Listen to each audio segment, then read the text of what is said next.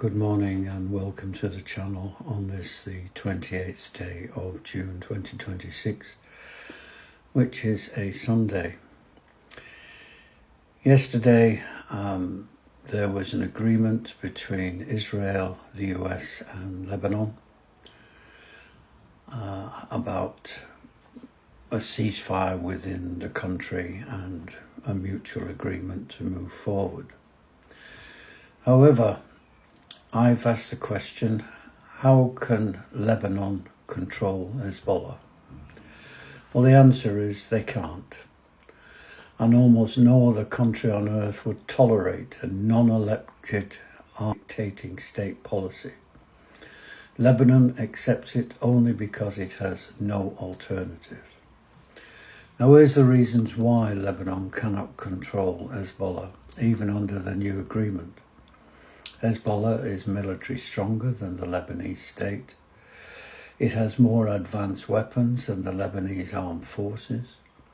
It has its own command structure, intelligence network and foreign supply lines, i.e. Iran. Any attempt to disarm it would risk civil war, and Lebanese leaders know this. Hezbollah is embedded in the Lebanese political system. It is a major political party, a militia, a social services provider, and a state, if you like, within a state.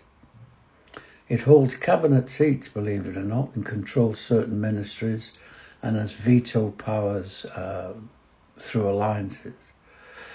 Lebanon's confessional system requires consensus. Hezbollah can block anything it dislikes, and it just has. It's just said that they will not accept this agreement.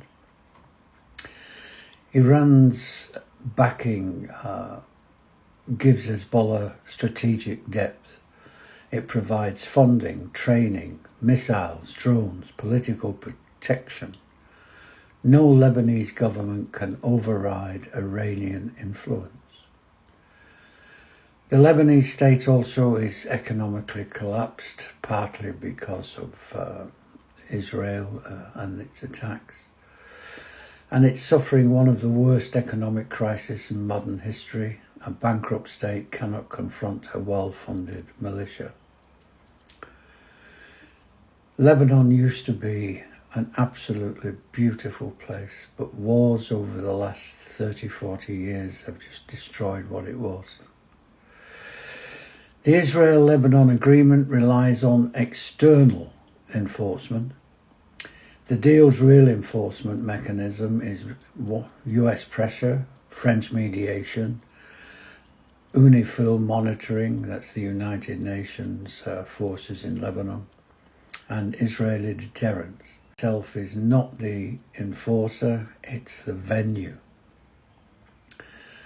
What the agreement actually expects Lebanon to do? Well, Lebanon is expected to deploy the Lebanese armed forces to the border, coordinate with the United Nations forces that are there, prevent Hezbollah from placing heavy weapons near the frontier, support diplomatic channels instead of militia escalation. But Lebanon cannot disarm Hezbollah, stop Hezbollah from firing rockets, prevent Hezbollah from acting independently, force Hezbollah to accept political decisions. Would any other country accept a non-elected armed group dictating policy? And none. Lebanon is one of the very few modern states where a non-elected militia holds more military power than the national army, has foreign backing, can start a war without government approval, can veto national policy, operates openly and legally. Comparable cases, which are rare and extreme, are Iraq 2004-2020, with militias heavily influenced state policies, became a de facto government. Somalia, Al-Shabaab controls a lot of the territory. Lebanon, Hezbollah controls security policy. Countries that would never accept this, well, obviously the UK, France, Germany, Japan, USA, Canada, Australia, South Korea, and any functioning democracy or centralised state. In normal states, an armed, non-elected faction would be disarmed, outlawed, arrested, crushed military.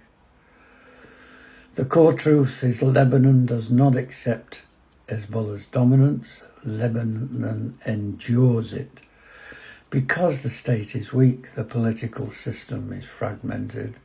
The army cannot fight Hezbollah. Iran backs Hezbollah. Civil war is the alternative. The Israel-Lebanon agreement is built around realism, not idealism. It assumes Hezbollah will remain armed. Lebanon cannot control it. Only external pressures can restrain it. Yes, so the fighting will continue, and Israel will continue bombing until, in his opinion, Hezbollah is so weakened that it cannot continue. Sad, isn't it, again? Okay, thank you very much for listening this morning. I'll talk to you again tomorrow.